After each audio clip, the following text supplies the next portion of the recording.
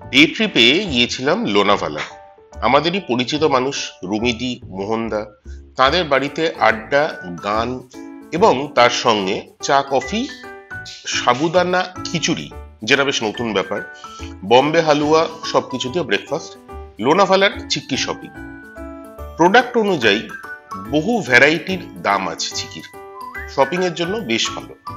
ফাজটা খাওয়ার পক্ষে ভালো, কিন্তু 4-5 দিনের বেশি টেকে না, ভেবেচিন্তে শপিং করবেন।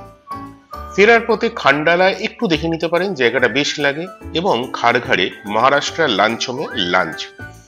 এই যে সোলকারি বস্তুটা, এটা একটা টিপিক্যাল কোকাম শরবত, মহারাষ্ট্রিয়ান, খাসা খেতে। সঙ্গে স্টার্টার হিসাবে মাছ ভাজা। এই যে বড় মাছের পিসটা দেখছেন না, সুরমাই, সিঙ্গেল বোন ফিশ, তার সঙ্গে বোনলেস রাওয়ান ফ্রাই এবং একটা টিপিক্যাল মাটন থালি। ফেরার পালা এবার। টাটা, দেখা হচ্ছে পরে।